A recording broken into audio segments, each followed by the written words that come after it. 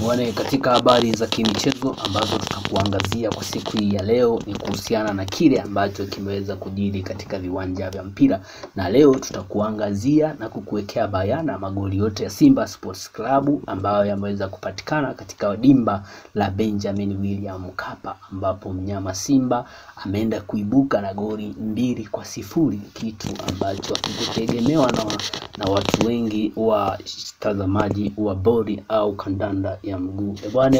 mimi nisiwe na maneno mengi, lakini wewe utakuwa ni shahidi, na kama ni mfuatiliaji wa mpira wa miguu basi utakuwa umeweza kushuhudia kile ambacho kimeweza kuendelea katika uwanja wa Benjamin Mkapa, ambapo Simba Sports Club ameweza kuibuka na goli 2, ambapo wachezaji wao kama Dese Mkwara pamoja na Elim Panzu ambao wao wameweza kuisaidia timu yao kwenda katika hatua hiyo ya nusu fainali kwa kupachika magoli katika dakika za awali kabisa katika kipindi cha kwanza, kitu ambacho kimeweza kuwavutia watazamaji wengi na washangiliaji wengi wa kandanda wa mpira wa miguu, hasa washabiki wa Simba Sports Club. Bwana, na kuelekea mtanange huu kuna mambo mengi yameweza kujiri viwanjani kuhusisha matukio ya upigaji wa free kick, lakini pia katika mikwaju ya penalti, ambapo tunaona mnyama Simba amekwenda kumtoa kimasomaso Mwarabu uso kwa uso katika dimba la Benjamin Mkapa, ambapo amekwenda kupokea kipigo cha penalti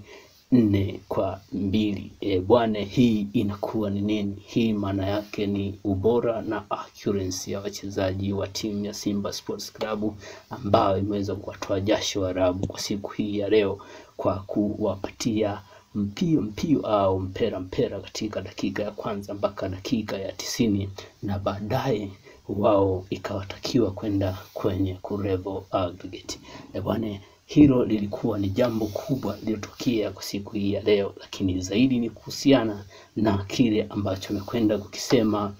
msemaji wao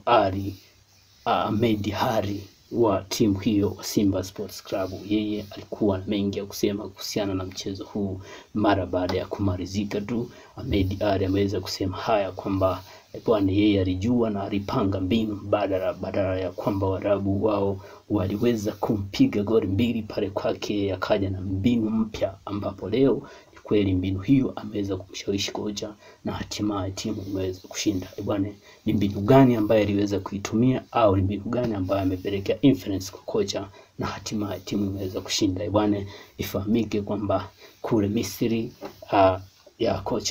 kocha Fadro alianza na kumwanzisha Teba, na baadaye leo siku hii kutokana na influence ya msemaji huyo Ahmed Ally ameweza kuanza na Dese Mkwara, na kitu ambacho kimeweza kumpelekea mafanikio makubwa na ushindi wa siku hii leo. Tunaona goli tamu la kubabatiza kichwa ambalo amekwenda kufunga Dese Mkwara limeweza kupelekea mvuto sana katika timu hii ya siku hii ya leo. Bwana, mimi niseme asante sana na kukaribisha katika wakati mwingine utakapokutana nasi katika dimba za michezo au mpira wa miguu. Tuseme asante na tukukaribisha tena katika wakati mwingine.